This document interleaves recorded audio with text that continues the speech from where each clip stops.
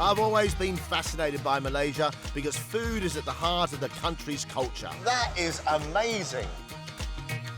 To find out what makes this cuisine so unique, The flavour and the aroma is really rich and strong. I could eat that all day long. I'm embarking on a journey of culinary discovery. This is the best curry shop I've ever seen in my life. I want to uncover the secrets of Malaysia's rich and diverse cooking styles. The noise of everything. Add flavor. And use everything I've learned on my travels to help you transform your home cooking. This is my Malaysian adventure, and I think it's going to be spectacular.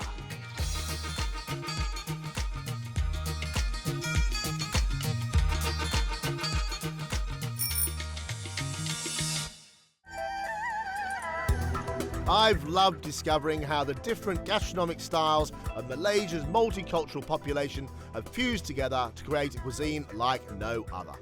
But there's still so much more for me to learn about this country's exciting cooking culture. So today, I've travelled to Kota Baru, a predominantly Muslim city. It's located in the far northeast corner of the Malaysian peninsula, where the strong Islamic influences are closely reflected in the food. During my time here, I'll be finding inspiration in some regional specialities. They're so cool, they're like Yorkshire puddings. A local chef turns up the heat. Oh no, they're hot. Oh yeah, they're hot. And I'll be showing you how to bring a little Malaysian fire into your own kitchen. The sweetness from the curry paste, the saltiness from the clams makes this a beautiful, beautiful dish. If you want to experience the traditional side of Malaysia, you'd be hard-pressed to find anywhere more steeped in customs and culture than Kota Baru, the capital state of Kelantan and the most predominantly Muslim city in the country. Many tourists visit Kota Baru on their way to the state national parks nearby, but to pass through here would mean missing out on one of the most culturally fascinating parts of Malaysia. My local guide, Adi Chang, tells me the best place to begin sampling the flavours of this region is, surprise, surprise, at the side of the road. This is kuih akok. So what is kuih akok? Kuih akok is actually a custard made by flour, gula melaka, which is coconut sugar, with egg and pandan. It's just a simple ingredient and make fabulous sweet. But from the roadside, it just looks like a coconut dump. And it's actually a factory. How does it work? What's going on here? They pour the mixture into the mold, Okay. and then they burn top and bottom with coconut shell and give the aroma as well. Can I have a go at it? Yeah. Yeah? Look at that. Oh, look, they puff up. They're so cool. They're like Yorkshire puddings. This is magical. Look at it. I mean, this goes, you think about it, the use of everything in this country, the coconut husks included, fire underneath, fire on top, so you've actually got an oven. Camp oven. This one? Yeah? See, I worked it out already. Little brush, pandan leaf, oil, a little bit. Okay, that's that. And then custard, yeah? Yep. Full? So just egg, flour, pandan, and sugar, gula melaka.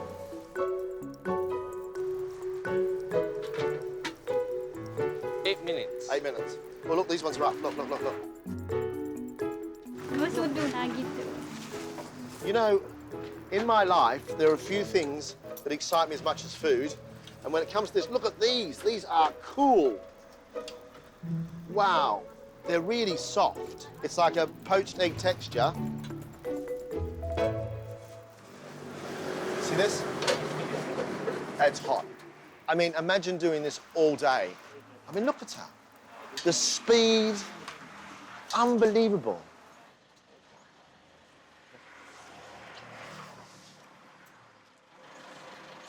It's sweet custard. It's very simple, very delicious. Yeah. I did okay? Yeah. Very good. Well done. You want to work here? I'm in awe of these people. That one thing I've found about Malaysia, all the way through Malaysia, is that people specialise. And people like this, on the side of the road, with a stall, making a living out of burning coconut husks and making little egg custards. I think it's just the best thing. Thank you so much. Thank you very much indeed. That's just blown my mind. And there is no end to the variety of interesting stalls to investigate along the roadside in Kota Baru. This spot's the butcher shop across the road. I want to have a look. Come on, let's go.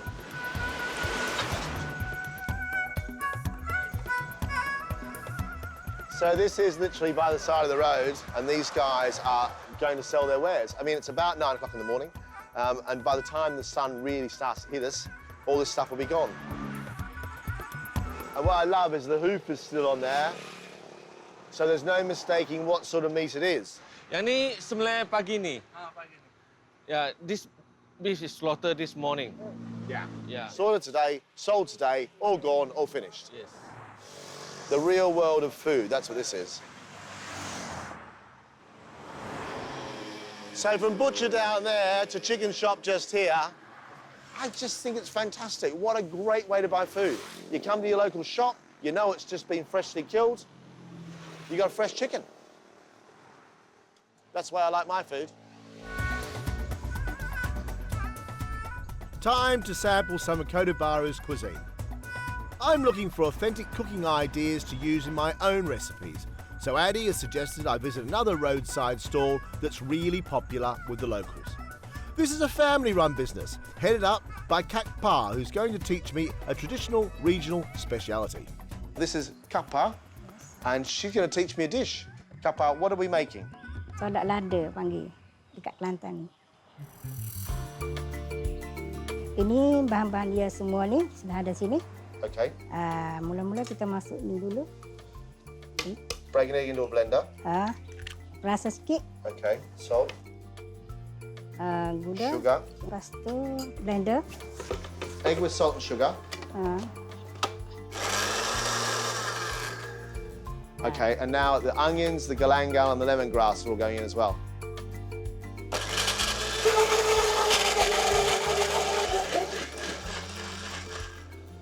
Lepas tu kita masuk ni. So now we've the fish and the coconut.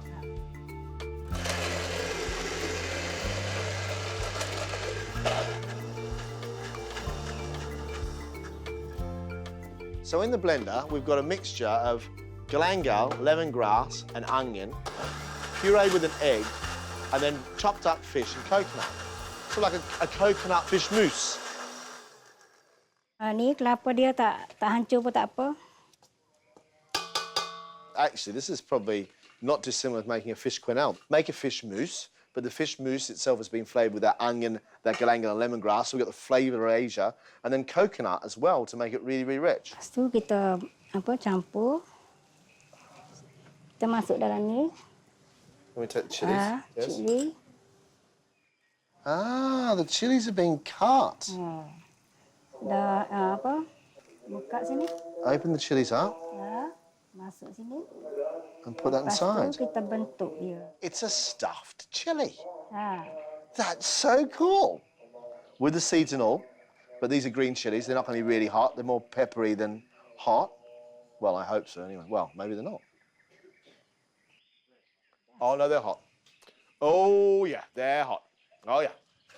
Woo! And they're going into a steamer basket. Look, it's just very, very simple, very, very clever. A flavoursome fish mousse, coconut, inside chilies, and then the whole lot's going to be steamed. In Kapa's restaurant out the front, this is just one of many, many dishes that she makes every single day out of this kitchen. Gets up really early in the morning, goes to the market, buys her ingredients, comes and cooks it all, and then sells her wares out to the public. Okay, lid goes on, into the steamer. Okay. That's it. 15 15 minutes. 50 minutes. While the chilies are left to steam, Kak Pa now makes a sauce by heating coconut milk, sugar and salt together in a pot. Santan. Coconut milk is now thickened. It's almost like the consistency of custard. With the sauce done, Kak Pa is ready to serve. So 15 minutes have passed, and now we're about to see our steamed chilies. Bukan? Ha.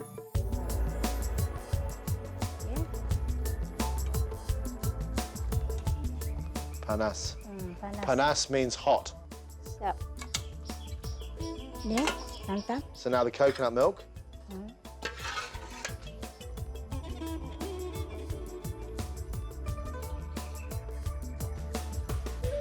Salad lada. Salad lada. You can stuff chilies with fish mousse and coconut. Now for the moment. A little bit of the chili end. The chili's a little bit spicy, I have to say, it's a little bit spicy. But inside there, there's this lovely sweet coconut fishy mousse. Savoury and quite spicy with the chilies. It's a really lovely thing.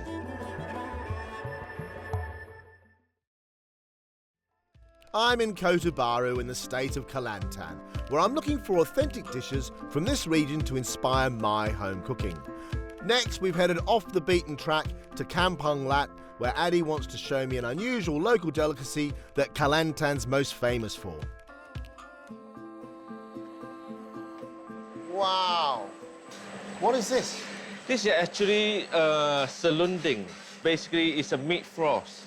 Meat floss. Yes. Well, it might sound unusual, but meat floss is made using a lot of ingredients you'd expect in Malaysian cooking.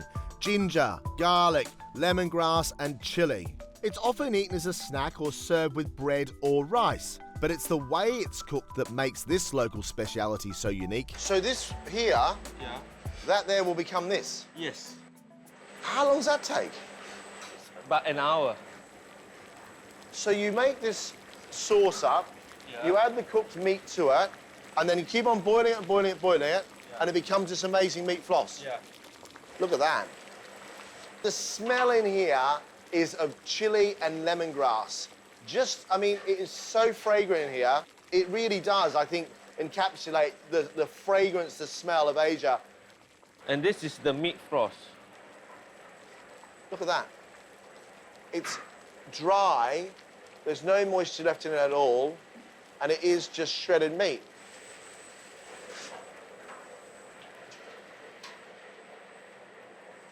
It's sweet, it's strong with shrimp paste, and it's still soft, but chili heat in the back of my throat. It's delicious. So this is when they just put in the meat. Then she need to keep stirring to avoid sticking to the base and burn. I mean, I'd eat that like that. Yes. That like that's delicious. The concentration of flavour by taking all those spices down and cooking them and cooking them and cooking them, and cooking them to become that floss around that little tiny bit that I ate, I can still feel it. My mouth is full with the most incredible flavours. And now, in here, my body feels like it's just covered with spice and warmth and sweetness of coconut milk. It's a beautiful thing. And this is the way they preserve the meat in old day as well. Yes, of course, like making jerky, beef jerky, because you've got salt, you've got spices, and then you bring it right down. There's no moisture left in the meat, and so it's a preserved meat. Yeah. How much would they make here every single day? Berapa kilo buat satu hari daging? 200 kg. 200 kilos a Yes. day. Yes. Wow. This is what's called a grown-up cottage industry. Yeah. What a beautiful place. For another truly authentic taste of Kota Baru, we're now returning to the streets, where Addy knows a restaurant specialising in a Malaysian salad made with various herbs and vegetables that's often served as an accompaniment to other traditional dishes. So what's this treasure trove, Addy? Okay, I'm going to show you khao zam. Kalzam. Khao zam is a local rice salad Okay. that they use hundreds of herbs. So you cook the rice first in herbs, Yeah. and then you mix it with loads of other herbs. Yeah. Okay. Fresh herb. Yeah. Sounds good. Yeah. You want to give it a try? Oh yeah, you betcha. Yeah. That's Khao zam dua. The khao zam is served with dried fish, black pepper, toasted coconut, chili sauce, and topped with fragrant herbs and vegetables. Thank you. It seems to me that the best places are on the side of the road. It is. This looks great. Yeah. I can see lemongrass. Yeah. I can see cucumber. What's the little pink thing? This is the ginger flower buds. So the flower of the ginger plant. Yeah. It's very aromatic. Wow. Almost numbs your mouth. Yeah. So I mix it all together. Yeah. And then we have one more ingredient left to go with it. Keropok. What's keropok? Keropok is cracker. It's a fish cracker. Okay, what we do is Crump on the top. smack it Okay, and then mix with rice. do you put the chili sauce on as well? No, this is optional. You can Okay. do it. Yeah. So let's do this. Yeah. Not too fine. Just rough it. Yeah. Oh, That's good. good eating, Addy. Yeah. Good eating.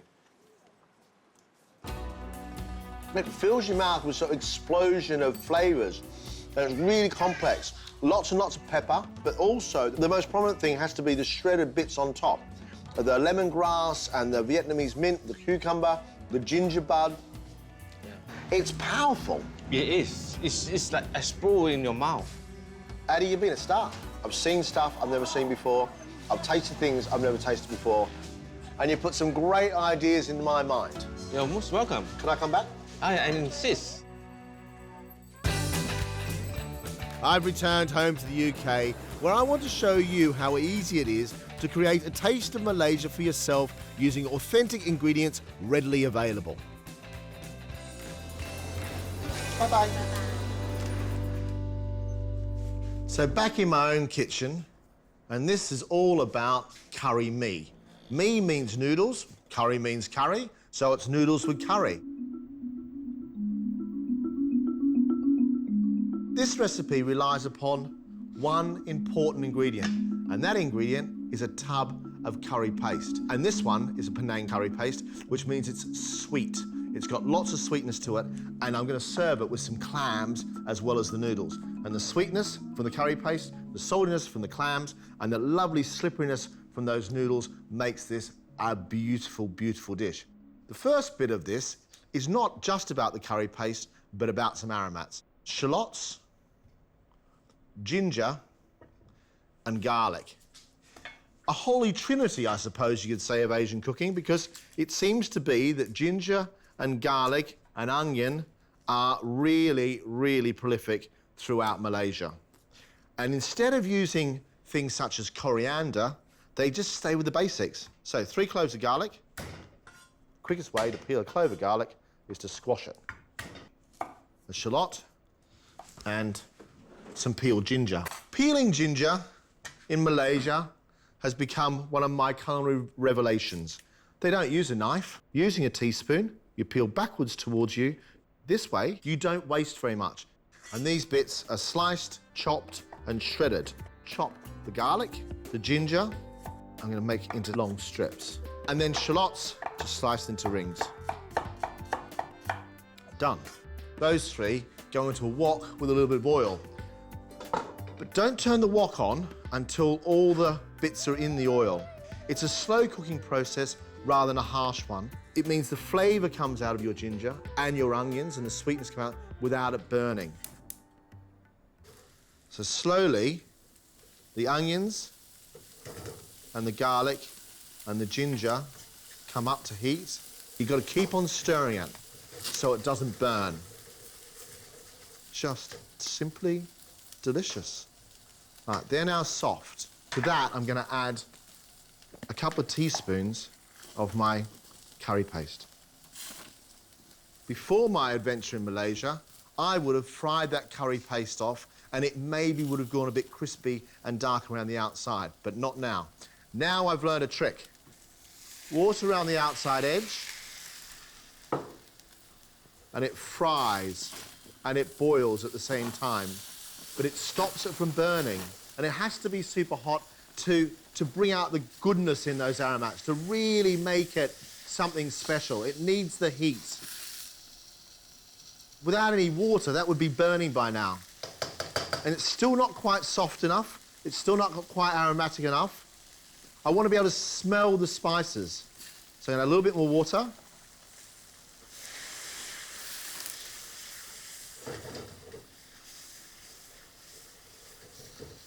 And you know when the paste is ready, when it starts to split. The oil starts to come away from the solid.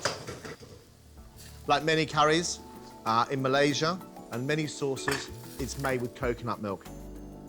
This sauce now is going to come to the boil. I'm going to add to it a little bit of fish sauce and a little bit of dark soy. Sweet, dark soy to make it even sweeter. Time to swap woks. There's a 2 wok job. And if you don't have 2 woks, that's right, you use a pot. This time, the wok needs to be hot. This is where I'm going to add clams to it. And I've soaked them in water just to make sure there's no sand left in them. You don't want gritty clams. A little bit of water and some sauce. Because my sauce is hot, then the clams heat up really quickly. And go the noodles. Put a lid on those clams for a second so they steam and open up. And I'm going to serve this with some spring onions and some bean shoots. Okay, clams. Here we go. Yes, that's them. Beautiful. Noodles, drain them, and then into the clams. Oh, yeah. So that's some spring onions. And then a little stir with the wok spoon. Pick your noodles up. And then, on top of that, some bean sprouts, some more spring onions, and then the sauce for the clams. And the reason I do that is I want those bean sprouts just to cook a little tiny bit, but not very much. So they're still crunchy, and there you go. That's my curry mee, or noodles, curry sauce, and clams.